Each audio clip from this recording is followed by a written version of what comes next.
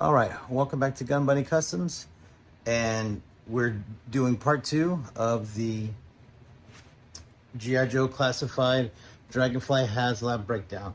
Now, in the first video, we went over my opinion of the toy, and then we started brainstorming on possibilities of things that we needed to take apart to start breaking this down.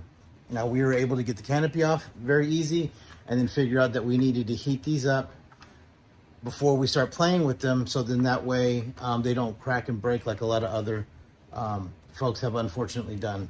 We figured out that this can be broken down into 2 pieces, but we're going to leave it in 1 piece because it's going to serve no purpose to break it down. Now, this is what's going to be the hard part. Now, I've already done a couple of things, and so just kind of poking and prodding at it to see what we can get. And let me tell you, I think it's going to be a little bit more difficult to take this apart than the Hiss. The Hiss had a lot of visible screw heads. And then also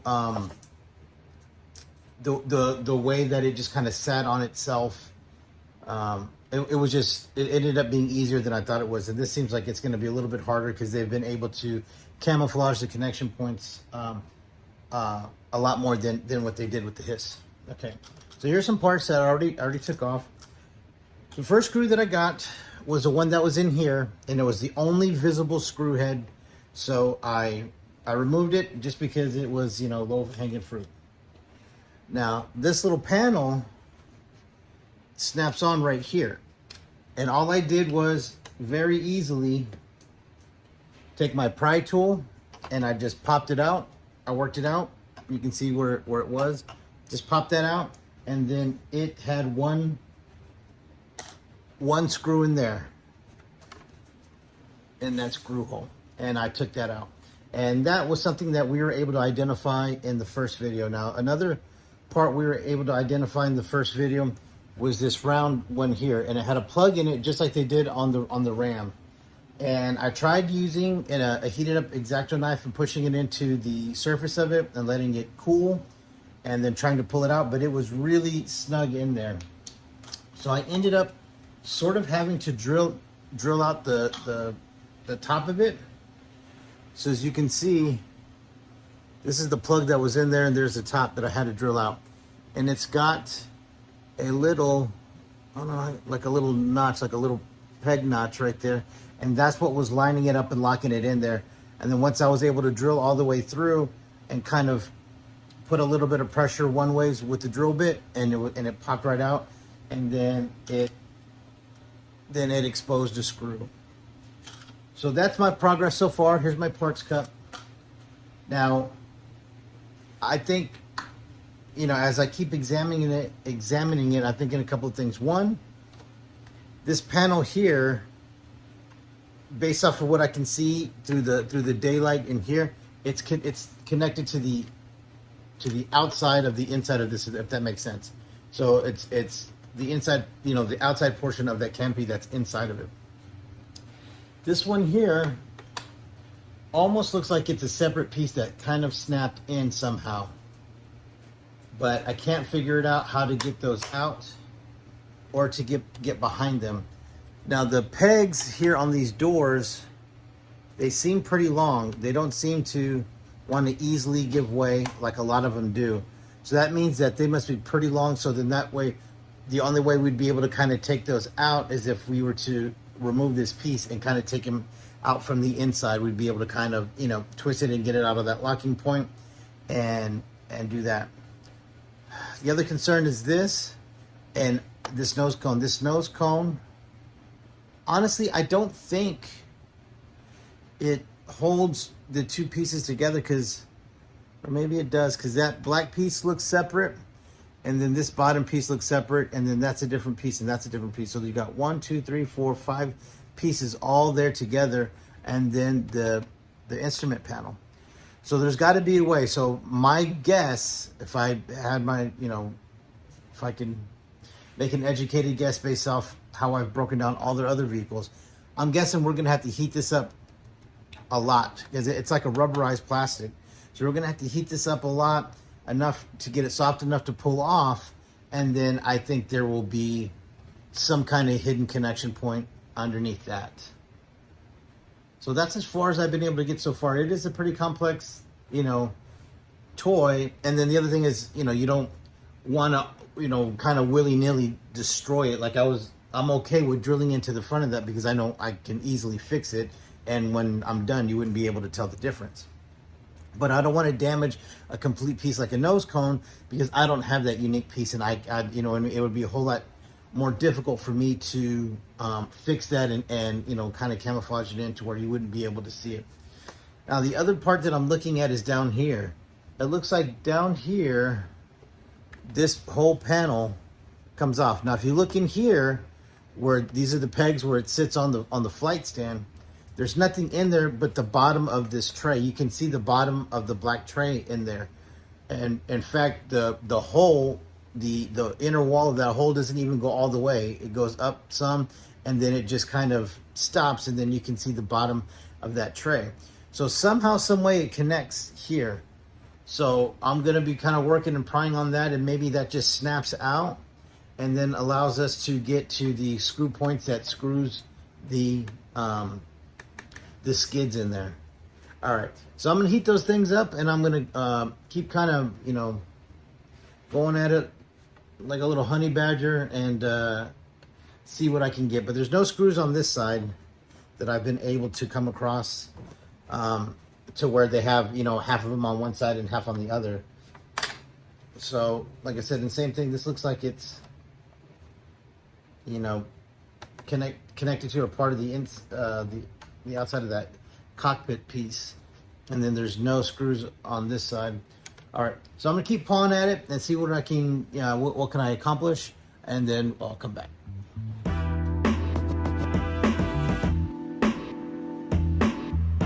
Okay, so we made some significant progress. So it was exactly kind of like what I thought. If you remember from the first video, I talked about how all these look like separate panels, and I was right.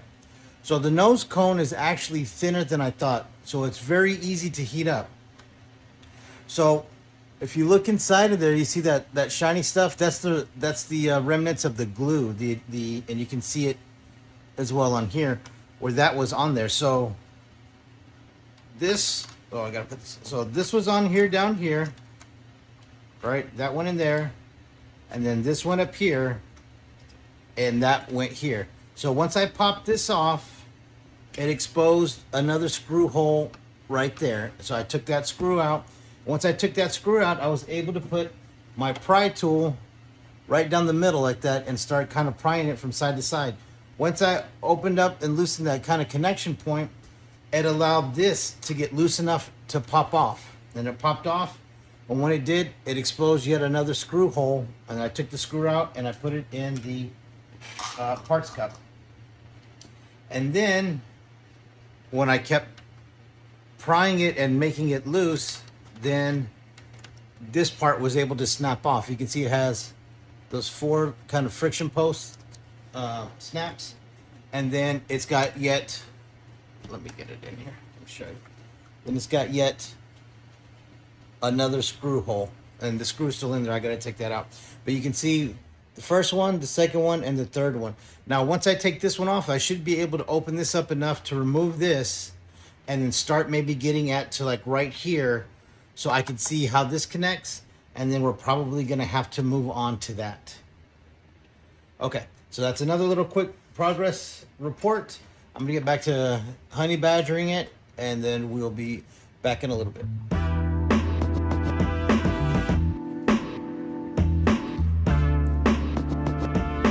We are making progress pretty fast. So once I took out that bottom screw right here, which was the last one that I wanted to take out, it came apart pretty easy. Let me show you. Right here. It came apart really easy. So then the gun just came out, and that's pretty much how I figured it was going to be in there. That's how usually all the turrets work. So then, as you can see, it opens up till we get right about here, where we had this panel that we opened up, and you can see that it still connects right here. So I figured if they did that small panel, it's got to be another panel here. And I had pointed that out in the first video as well, that all of these were different pieces. And you can see where it splits right there as well. So all these are different pieces. So then this was right here, in here like this. And so I just took my little pry tool like I did right here, and I popped up this long side, and it popped up really easy. And then I just guided along here till I hit the next one, popped it, guided it to right here, popped it, and the last bit of it came off. So now you have that panel as well. And what do you got? Let's see here. We got 1, 2, 3 screws. So I'm guessing, because as you can see that there's a panel line right here too, that's something else. I'm hoping that that'll take the majority of it off. And also what I wanted to show you is also, I was right about this. When you move this, you can see that this part is stationary because it's part of this. So that was a very smart feature by Hasbro, doing it like that. And I guess it's, you know, pretty realistic as well. So once we get this off, then we're going to be able to see how we're going to do these panels, and hopefully we'll be able to take those off as well. Okay, so I'm going to unscrew those and see what else that loosens up, and see if we can get to the next part. And who knows, we could be very close to completely dismantling this G.I. Joe classified Dragonfly Haslab. All right, stand by.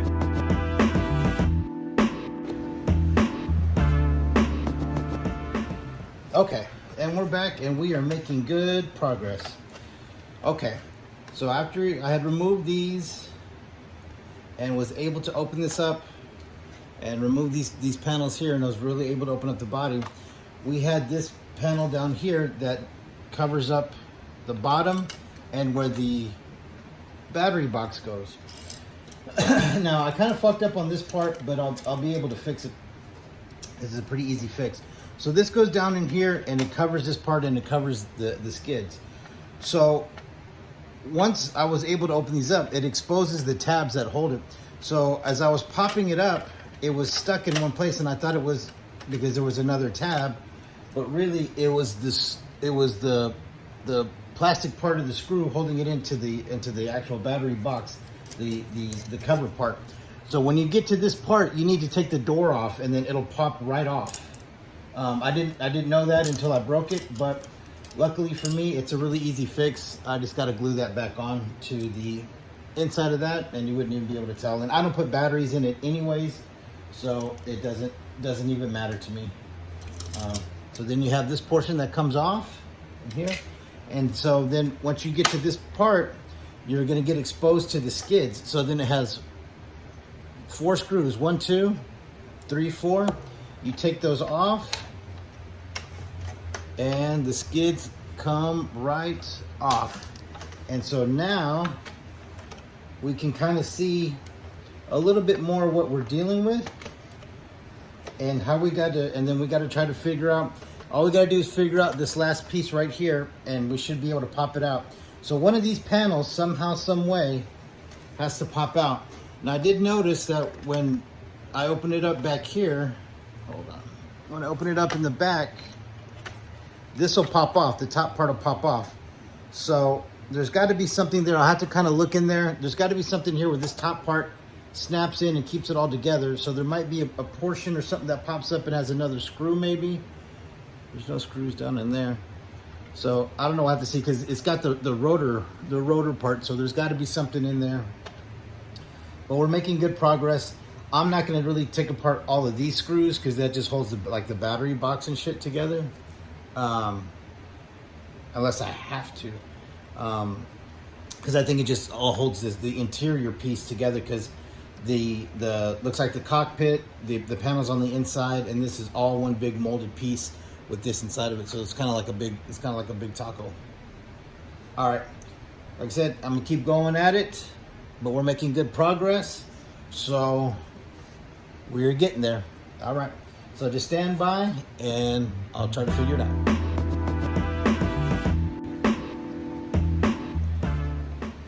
All right, well, I got it. I figured it out. I was able to take it all apart. So, let's keep that right there. So this portion up here, it's just a plate that snaps off. You can see that it's got those posts that snap in. So what I did was I was just able to get my pry tool in there, and then just snap, and then go along to the next one and snap. And then this came off in one piece. So we have that there. This interior piece that holds the is the receiving joint for the tail, and then it exposed 1, 2, and 3 screws on the top. And once you remove those, it opened right up. So as you can see in here, there's more screws that's going to take off all the other stuff, the engine panel and all that kind of stuff. And I'll leave that up to you whether or not you are going to do it. There's a screw here that removes this forward gun, and then we can see the pins there. So we're going to be able to take these off with no problem. So the rest of that, I'm sure, is pretty self-explanatory. You can just remove those screws, and that way this engine panel will pop off, and then this part over here will pop off. So you know what? For YouTube's sake, let's go through these, so that way you can kind of see how it is that I do this kind of in real time. I just take apart whatever screws I can. Another tip that I do, just to give you like a tip, because sometimes when you go back to putting this together, you can depending on how long it is between the time you take it apart and the time that you actually put it back together, it could be a significant amount of time. Like with my Hiss, it was 7 months. So thankfully what I did is once I break it down to a certain degree, I take a picture of it, and especially take a picture of the electronics to make sure that everything goes right back into the same spot. Okay, so we got one more screw over here, and I think that whole side piece is going to fall off.